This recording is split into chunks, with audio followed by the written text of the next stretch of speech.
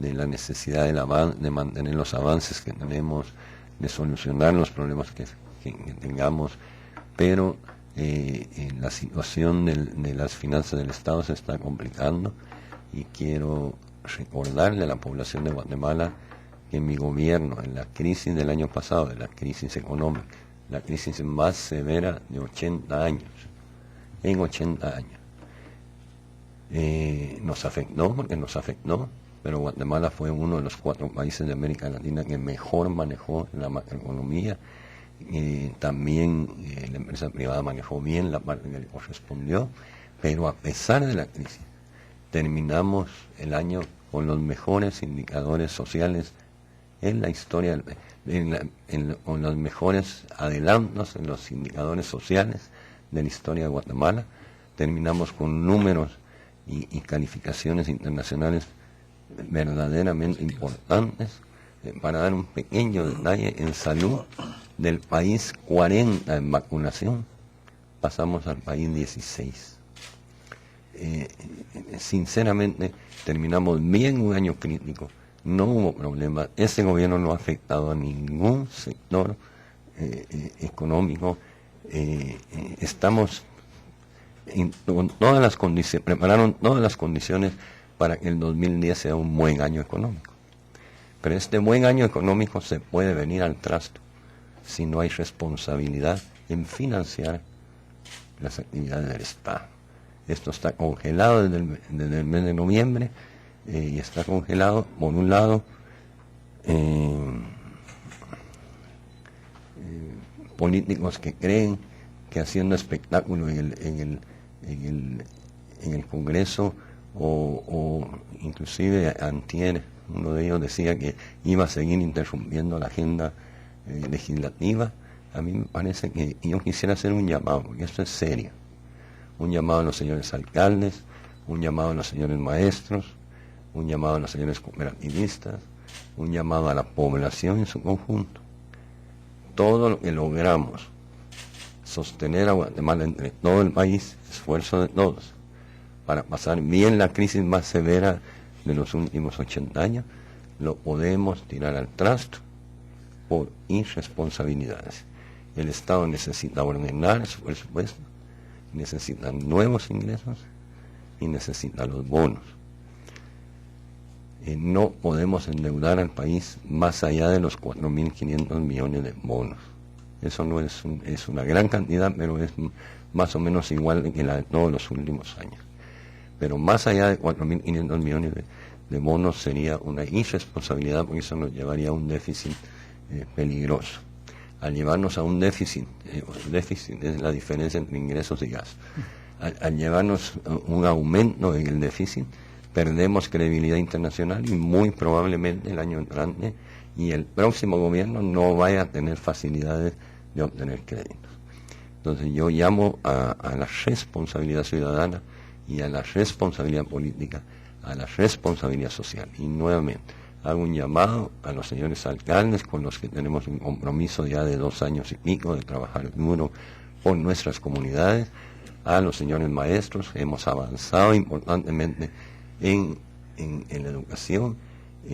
Guatemala tiene una estructura de impuestos que es lo que pretendemos cambiar, porque si hacemos lo mismo de siempre vamos a tener los mismos resultados: pobreza, violencia, etc. 72% de los impuestos los paga todo el pueblo, y son los impuestos indirectos. El IVA es el 50%, y los otros 22% son los impuestos indirectos a las bebidas alcohólicas, a las bebidas, al tabaco, hay una serie de impuestos, a los derechos arancelarios.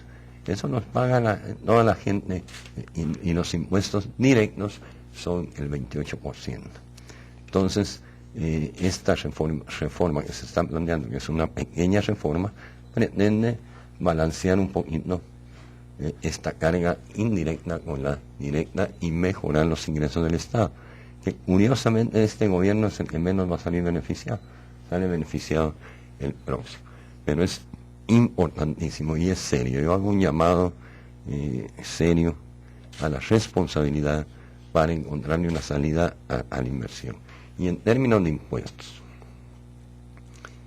Yo en la campaña ofrecí que el primer año no iba a pagar impuestos. No otro día en algún periódico decía que había ofrecido. Y me acuerdo bien porque el comando de campaña me martirizaba, no digas el primero no voy a subir los impuestos, que están diciendo que el segundo sí.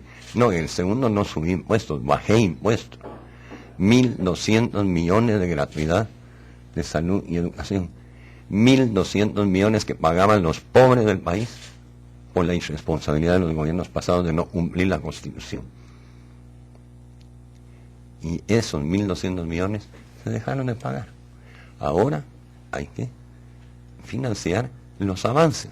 37% más jóvenes en diversificado. Si mi memoria no me falla, el ministro de Educación informó en Izabal, solo en Izabal, 953 maestros más, 350 creo, centros educativos más, solo en Izabal, y eso es todo el territorio nacional. ¿Cuántas veces no oímos despotrincar a un montón de politiqueros que la salud y la educación eran lo más importante, y ahora que lo estamos haciendo resulta que no es? Entonces yo creo importantísimo que rescatemos la responsabilidad y veamos con objetividad los ingresos del Estado. Y aparte de esto, solo en este mes de abril y mayo se van a iniciar proyectos privados que el Estado ha acompañado en algunos casos y en otros casos ha ayudado a conseguir el financiamiento, no con el aval del Estado, sino hay un caso en particular con el Banco Centroamericano de Integración Económica, y son 1.700 millones de dólares que se empiezan a invertir este mes. 5.000 millones de quetzales disponibles en la banca privada para los préstamos. 10.000 millones de quetzales disponibles en créditos extranjeros para el sistema productivo. Entonces yo me pregunto, ¿cuál es el rollo? Que el contrabando hay que combatirlo. La evasión, 4 en el bote, y vamos a meter al bote a todos los evasores de impuestos, conforme a la ley. Pero, por el amor de Dios, creo que hay que hacer este llamado a la responsabilidad cívica, a la responsabilidad política, a la responsabilidad empresarial, a la responsabilidad social.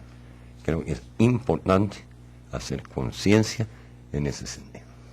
Muy bien, vamos a una pausa institucional. Despacho presidencial comunicándose con la población, explicando lo que hace el gobierno del presidente Álvaro Colom. Regresamos. Recuerden sus mensajes al 45001000. No te vayas. No te vayas. El despacho continúa abierto.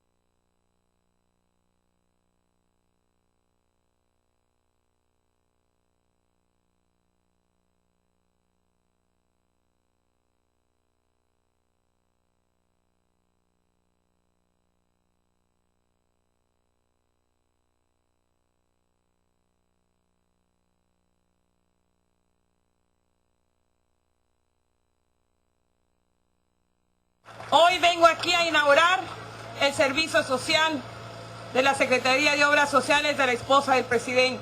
Aquí en esta oficina les vamos a dar la medicina que ustedes necesiten para que no la tengan que comprar.